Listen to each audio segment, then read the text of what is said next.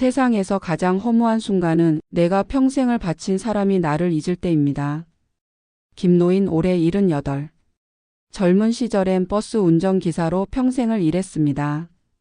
새벽 5시 눈 오는 비 오는 날에도 그는 묵묵히 시동을 걸었습니다. 그의 손은 늘 거칠고 얼굴은 햇볕에 그을려 있었습니다. 하지만 마음만은 따뜻했습니다. 새 아들을 위해 자신의 청춘을 다 바쳤습니다. 아버지 돈 좀 필요해요. 그래, 필요한 만큼 써라.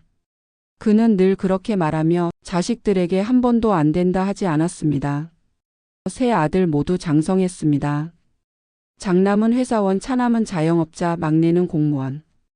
김노인은 그저 자랑스러웠습니다. 이제 좀 편히 살아도 되겠구나. 그러던 어느 날 큰아들이 조심스럽게 말을 꺼냈습니다. 아버지, 이제 연세도 많으시잖아요. 재산 정리 좀 해두셔야죠. 나중에 서로 싸움 나면 곤란하잖아요. 둘째가 덧붙였습니다. 그래요. 유언장 같은 거 미리 해놓는 게 좋아요. 세상 일은 모르잖아요. 김노인은 잠시 웃었습니다. 그래, 이제 애들도 다 컸고 믿을만하지. 그는 며칠을 고민하다가 결국 모든 재산을 세 아들에게 공평하게 나눠줬습니다. 시골집 한 채, 예금, 그리고 밭 한 떼기. 그게 그의 전부였습니다. 하지만 재산을 물려준 그날 이후 자식들은 하나둘 변하기 시작했습니다. 예전엔 매주 찾아오던 큰아들이 요즘 바빠서요라며 전화를 미루기 시작했고 명절에도 얼굴을 보기 어려웠습니다. 둘째는 돈 얘기만 했습니다. 아버지 세금이랑 관리비 좀 대신 내주세요. 아버지 요즘은 좀 빠듯해요. 김노인은 웃으며 말했습니다.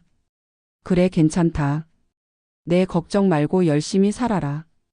하지만 그의 마음은 조금씩 쓸쓸해져 갔습니다.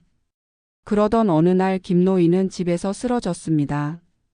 병원에 실려갔고 며칠을 의식 없이 누워 있었습니다. 눈을 떴을 때 자식들이 서 있었습니다. 하지만 그들의 표정은 차가웠습니다. 아버지, 이제 혼자 사시기 힘드시잖아요. 요양원에 들어가세요. 김노인은 깜짝 놀랐습니다. 요양원이라니? 내가 거길 왜 가? 아버지 혼자 두면 저희도 불안해요. 거기 가시면 친구들도 생기고 편할 거예요. 그 말 뒤에는 우린 이제 바쁘다는 뜻이 숨어 있었습니다. 그렇게 김노인은 요양원에 들어갔습니다. 요양원의 하루는 느리고 조용했습니다. 아침엔 요양보호사가 문을 열고 들어와 아버님 일어나세요. 그 한마디가 그날의 첫 인사였습니다. 점심시간에도 그는 창가에 앉아 밥을 천천히 먹었습니다. 그의 자리 맞은편엔 치매가 심한 노인이 있었습니다. 그 노인은 매일 같은 말을 되뇌었습니다. 우리 아들은 언제 오려나? 그 말을 들을 때마다 김노인의 가슴이 저렸습니다. 자식들에게 전화를 걸어보려 했지만 전화기 너머로 들리는 건 짧은 대답뿐이었습니다. 아버지 지금 회의 중이에요. 아버지 다음에 연락드릴게요. 그 다음은 오지 않았습니다. 어느 날 작은 아들이 전화를 걸어왔습니다. 아버지 요양원비 이번 달은 좀 어려울 것 같아요. 그 말에 김노인은 웃으며 말했습니다. 괜찮다, 내가 알아서 하지. 하지만 그의 통장에 몇만 원밖에 남아있지 않았습니다. 그날 밤 그는 낡은 공책을 꺼내 일기를 썼습니다. 내가 평생 일해서 모은 돈이 결국 나를 요양원으로 보내는 데 쓰였구나. 비 오는 날 김노인은 병원으로 실려갔습니다. 폐렴이 심했습니다. 의식이 희미해지는 중에도 그는 속삭였습니다. 애들은 바쁘겠지. 간호사가 물었습니다. 가족분께 연락드릴까요? 그는 고개를 저었습니다. 아닙니다. 괜히 바쁘신데요. 그의 마지막 말은 그거였습니다. 며칠 뒤 김노인은 조용히 세상을 떠났습니다. 요양원 게시판에는 사망자라는 글자가 붙었습니다. 그리고 사흘 뒤 자식들이 나타났습니다. 장례는 우리가 치를게요. 하지만 이미 모든 게 늦었습니다. 장례식이 끝난 뒤 큰아들이 말했습니다. 그래도 우리가 잘 모셨잖아. 둘째가 대답했습니다. 우리 할 만큼은 했지. 하지만 그 말이 그들의 마음을 편하게 해주지 못했습니다. 며칠 후 요양원 직원이 김노인의 방을 정리하다 공책 한 권을 발견했습니다. 그 안에는 이런 글이 적혀 있었습니다. 행복했다.